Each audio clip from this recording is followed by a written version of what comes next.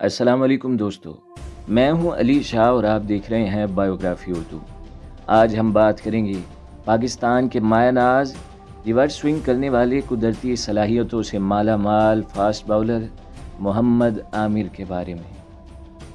2010 میں Lords ground میں جس خفت کا سامنا کرنا پڑا تھا، اس داغ کو دھونے کے لیے محمد عامر کو 2017 کا انتظار کرنا پڑا تھا۔ کرکٹ کی جنم بھومی لارڈز کرکٹ گراؤنڈ سے سرے اول تک فاصلہ چند میل ہے۔ گاڑی سے زیادہ 10 منٹ میں آپ اول کی تاریخی میدان پہنچ جائیں گے، اور اگر انڈر گراؤنڈ ٹرین سے جائیں تو سینٹ جیمز ووڈ کے اسٹیشن سے 2 ٹرینیں تبدیل کر کے شاید 30 منٹ میں پہنچ جائیں، لیکن پاکستانی فاسٹ باؤلر محمد عامر کو اس مختصر سے فاصلے کو طے کرنے میں پورے 7 سال لگے تھے۔ 2010 میں لارڈز گراؤنڈ میں جس خفت کا سامنا کرنا پڑا تھا، اس داغ کو دھونے کے لیے محمد عامر کو 2017 کا انتظار کرنا پڑا۔ چیمپئنز ٹرافی 2017 کے فائنل میں جب پاکستان بھارت کے سامنے آیا تو ہر ایک کی نظر میں بھارت کی فتح یقینی تھی۔ میچ سے ایک روز قبل معروف کمنٹریٹر رمیز راجہ سے بات ہوئی تو کہنے لگے پاکستان بھارت کا مقابلہ نہیں کر سکتا۔ گزشتہ ریکارڈز کو دیکھتے ہوئے بات ان کی صحیح تھی، کیونکہ پاکستان ہر عالمی مقابلے میں بھارت سے شکست خوردہ ہی رہا تھا، لیکن اس فائنل میں پاکستان نے تاریخ بدل دی۔ اگر فخر زمان نے بیٹنگ میں سینچری بنائی تو محمد عامر نے بولنگ میں تباہی مچا دی۔ عامر کی 2 گیندیں جنہوں نے روہت شرما اور وراٹ کوہلی کا صفایا کیا، شاید ان کی زندگی کی سب سے یادگار گیندیں تھیں۔ تیز اور بالکل صحیح لینتھ پر بولنگ، جس میں کاٹ بھی تھی اور سوئنگ بھی۔ ان 2 گیندوں نے عامر پر لگے ہوئے دھبے کو دھویا ہو یا نہیں، لیکن بھارت کی کمر ضرور توڑ دی تھی۔ محمد عامر کے مختصر کیریئر میں بہت سی ایسی بولنگ پرفارمنس ہیں جب ان کے بازوؤں کی تپش نے سامنے والے کو جلا ڈالا۔ پنجاب کے چھوٹے سے شہر گوجر خان میں پیدا ہونے والے محمد عامر کا ابتدائی دور پسماندہ علاقے میں گزرا، جہاں کرکٹ کی نہ سہولیات تھیں اور نہ مناسب میدان تھا، لیکن ہاکی کے لیے مشہور اس شہر میں عامر نے دوسرے کئی پاکستانی بالرز کی طرح ٹیپ بال سے بولنگ شروع کی اور جلد ہی مشہور ہو گئے۔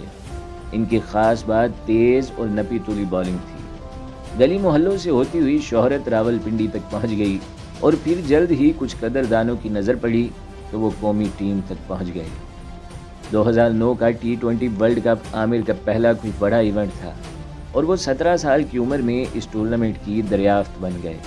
ان کی تیز شارٹ پچ گیندیں پورے ٹورنامنٹ میں بلے بازوں کو تنگ کرتی رہیں۔ وہ ایک طرف سے بلے بازوں کو رنز بنانے نہیں دیتے اور دوسری طرف سے عمر گل وکٹ لے لیتے۔ اس ورلڈ کپ کے فائنل میں ان کا پہلا اوور قابل دید تھا، جب پورے ٹورنامنٹ میں سب سے زیادہ رنز کرنے والے تلکر تنئی دلشان 0 پر ان کے ہاتھوں آؤٹ ہو گئے۔ وہ جس تیزی سے اوپر آ رہے تھے، ماہرین ان کو تاریخ کے عظیم بالر کے روپ میں دیکھ رہے تھے۔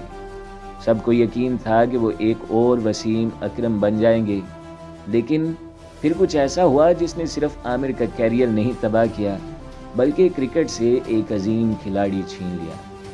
2010 کی سیریز میں لارڈز ٹیسٹ میں جب سیریز کی اختتامی تقریب ہوئی تو سیریز کے بہترین کھلاڑی کا ایوارڈ محمد عامر کو بند کمرے میں دیا گیا، جہاں سوگ کا ماحول تھا اور سب خاموش تھے، کیونکہ ایک روز قبل سلمان بٹ اور محمد آصف کے ساتھ عامر بھی اسپاٹ فکسنگ میں ملوث پائے گئے تھے، اور پولیس ان سے پوچھ گچھ کر رہی تھی۔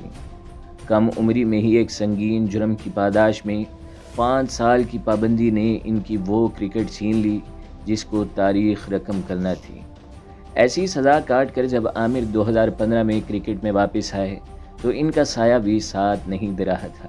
حالانکہ فکسنگ کیس میں سچ بولنے اور اعترافی جرم نے ان کی سزا بہت کم کر دی تھی، لیکن ساتھی کھلاڑیوں میں ان کے لیے کوئی اچھے جذبات نہیں تھے۔ کچھ نے تو برملا کہہ دیا، اگر عامر کھیلے تو وہ نہیں کھیلیں گے۔ عامر نے 2016 کے پہلے PSL ایڈیشن سے اپنی کرکٹ دوبارہ شروع کی اور کراچی کنگز کی طرف سے لاہور قلندر کے خلاف ہیٹ ٹرک کر کے سب کو حیران کر دیا۔ دوبارہ کرکٹ میں آنے کے بعد بھی وہ اسی تیزی سے بولنگ کر رہے تھے، لیکن 5 سال دور رہنے کے باعث ان کا جسم اب ان کے ذہن کا ساتھ نہیں دے رہا تھا۔ بولنگ تو اب بھی وہ بہت اچھی کر رہے تھے، لیکن پہلے جیسی کاٹ نہیں تھی۔ चैंपियंस ट्रॉफी 2017 में इनकी बॉलिंग को रिदम मिला तो वो फिर से बल्लेबाजों के लिए मुश्किल तरीन बॉलर साबित होने लगे। इब्तदाई मैचों में कोई विकेट तो नहीं मिल सकी, लेकिन इंग्लैंड के खिलाफ सेमीफाइनल में वो बॉलिंग के साथ बैटिंग भी अच्छी दिखा गए और पाकिस्तान को फाइनल में पहुंचा दिया, जहां भारत की पहली 3 विकेटें मामूली से स्कोर पर लेकर मैच का पांसा पाकिस्तान के हक में पलट दिया था। मोहम्मद आमिर ने जब 2019 के वर्ल्ड कप के बाद टेस्ट क्रिकेट छोड़ने का ऐलान किया तो सबको बहुत हैरत हुई, क्योंकि आमिर अभी जवान भी हैं और मुकम्मल फिट भी और मज़ीद खेल सकते थे। इनके इस फैसले पर बहुत तनकीद हुई और ख़ुद गर्ज और लालची खिलाड़ी के खिताब मिलने लगे, क्योंकि अक्सरियत का ये ख्याल था कि वो सिर्फ लीग्स खेलना चाहते हैं जिनमें पैसा ज़्यादा है और कम जान मारनी पड़ती है।